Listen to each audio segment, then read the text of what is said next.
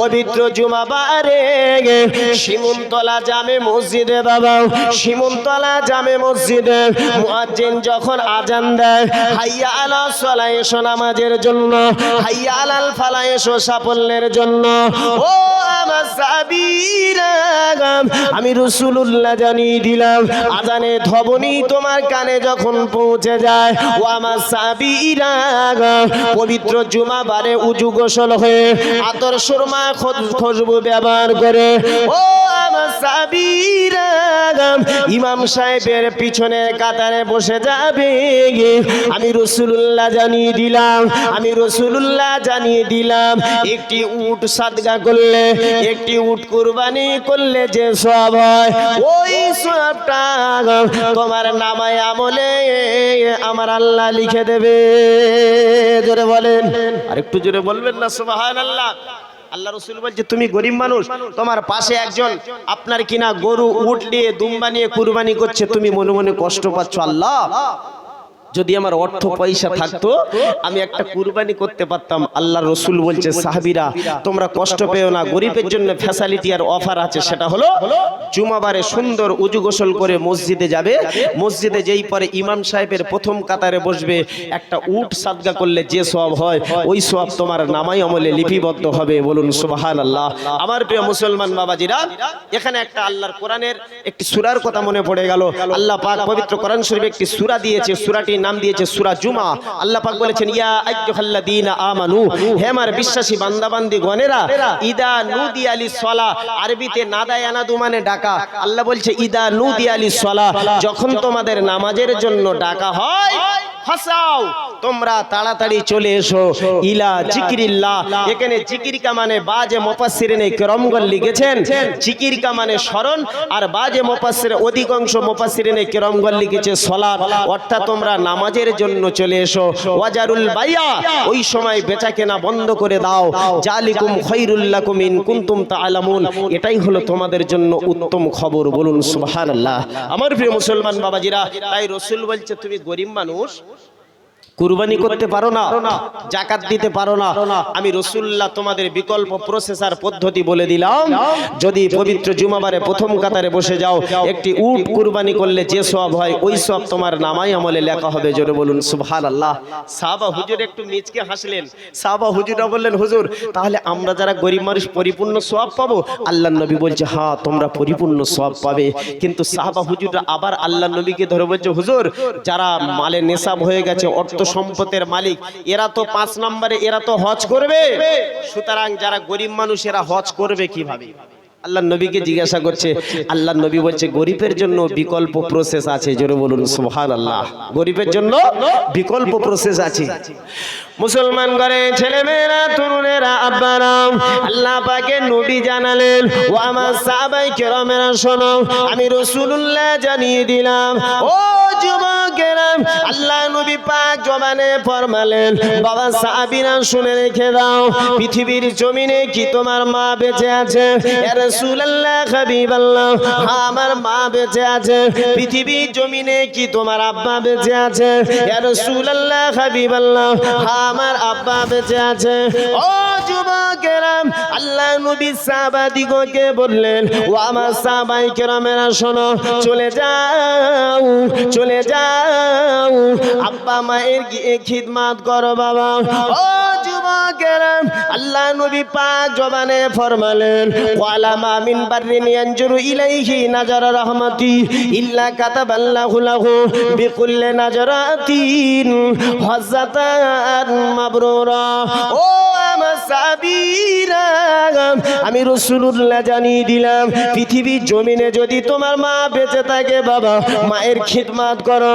পৃথিবীর জমিনে যদি তোমার আব্বা বেঁচে থাকে বাবা, আব্বা জানের খিদমত করবে।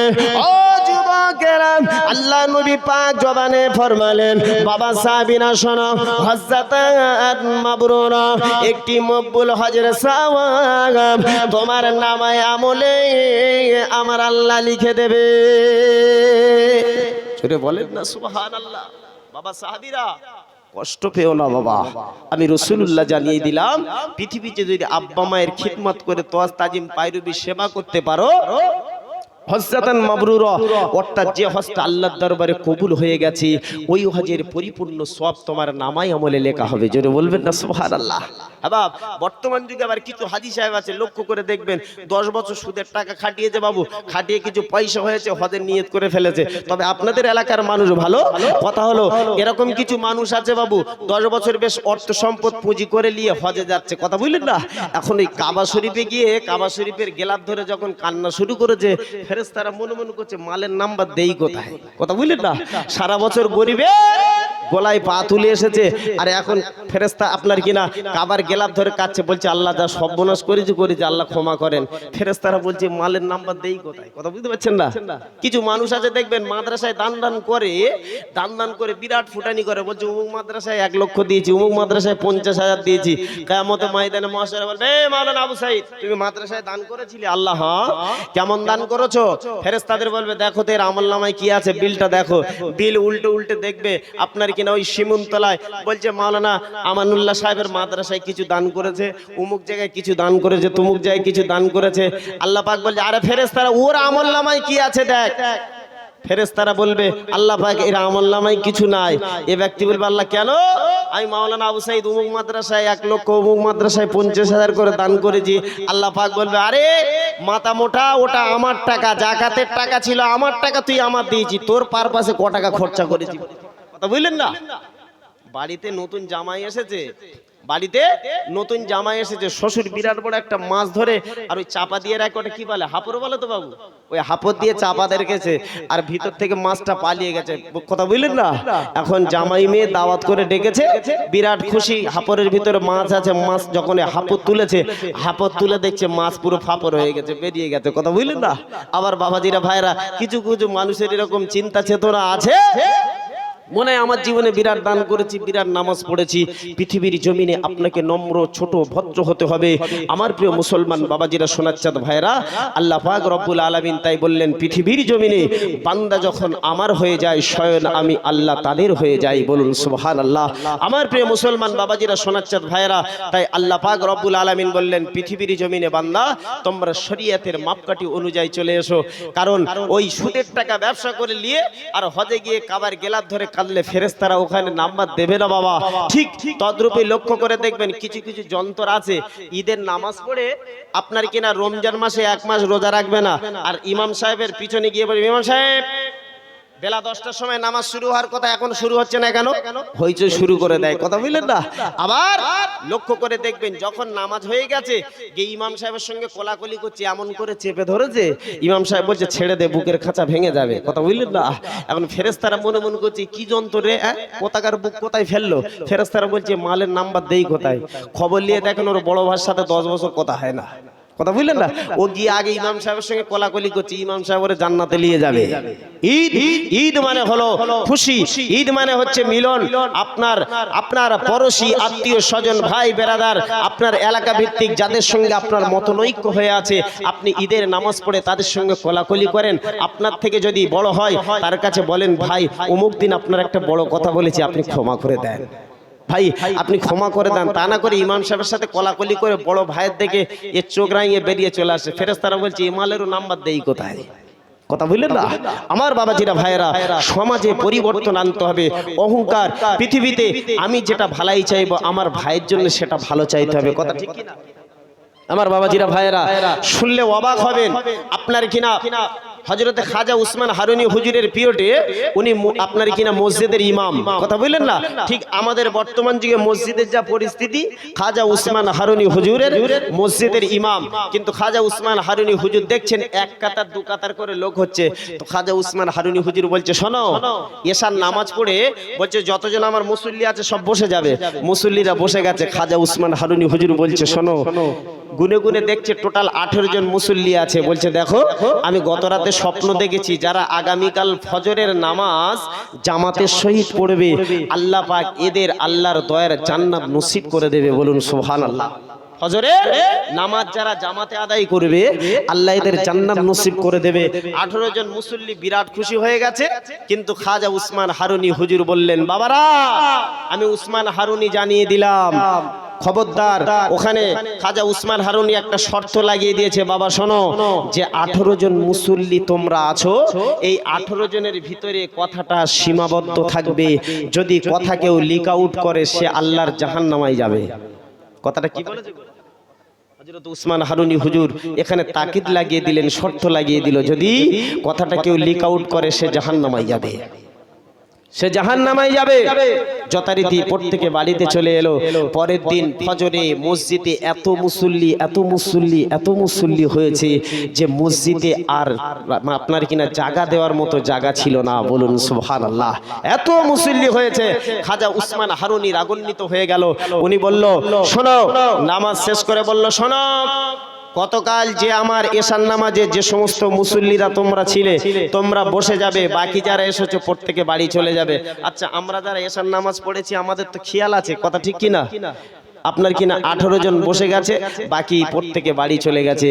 খাজা উসমান হারুনি জিজ্ঞাসা করছে, বাবারা, আমি এই কথাটা লিক আউট করতে মানা করেছিলাম, কে বলেছো বলো? মুসলমান ঘরে ছেলেমেয়েরা, তরুণেরা, আব্বারা, এ নবী পাকের প্রেমিকেরা, হযরতে উসমান হারুনি হুজুর আমার সাথী সঙ্গীদের বসালেন। ও যুবকেরা, হুজুরে মুসল্লি দিগকে নিয়ে বললেন, গত রাতে ঈশার নামাজ বাদ আমি খাজা উসমান হারুনি ফজরের কথা বলেছিলাম। বাবা, কে এলাকায় গিয়ে বলেছো বলো? 1 2 3 করে 10 নাম্বার সিরিয়াল চলে গেল। ও যুবক, কেউ শিকার হলো না। 17 জনের মাথায় চলে গেল। বাবা, তখনও পর্যন্ত হুজুর আমি বলি নাই। ও যুবকেরা, 18 জনের মাথায় চলে গেছে। বাবা, একজন আপনার কিনা 18 বছরের যুবক, 18 বছরের যুবক বাকি আছে। খাজা উসমান হারুনি হুজুর জিজ্ঞাসা করলেন, ও বাবা যুবক, তুমি বলো, তুমি কি গত রাতে বাবা এই কথাটা এলাকায় বলে দিয়েছ? এই কথা কি তুমি বলেছো বাবা? ও যুবকেরা, ওই 18 বছরের যুবক দাঁড়িয়ে গিয়ে বলেছিলেন, ও আমাদের হুজুর, আমি আপনাকে জানিয়ে দিলাম, আমি আপনাকে শুনিয়ে দিলাম।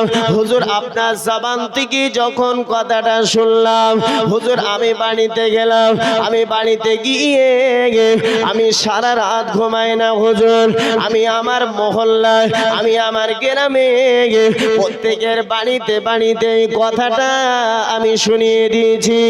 ও যুবকেরা, হযরতে উসমান হারুনি হুজুর আমার বললেন, ও বাবা যুবক, এখন তোমার জাহান্নামায় যেতে হবে। বাবা, এখন তোমার জাহান্নামায় যেতে হবে।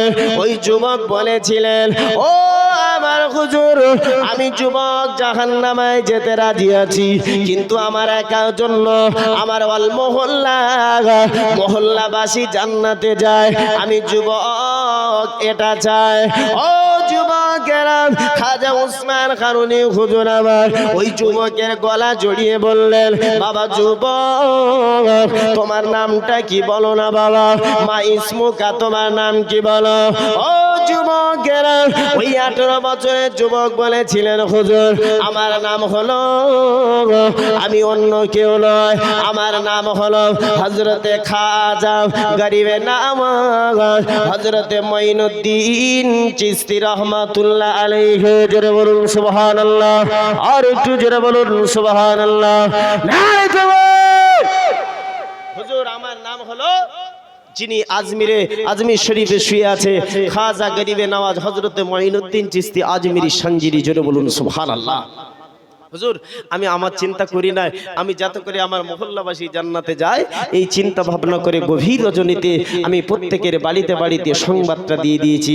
খাজা উসমান হারুনি হুজুর বলেছিল, শোনো, এই 18 জনের ভিতরে মঈনুদ্দিনের নামাজটা আল্লাহর দরবারে কবুল হয়েছে। মঈনুদ্দিনের মনের নেক তামান্না, সে নিজের জন্য ভালাই না চেয়ে তার আত্মীয় স্বজনের জন্য ভালাই চেয়েছে।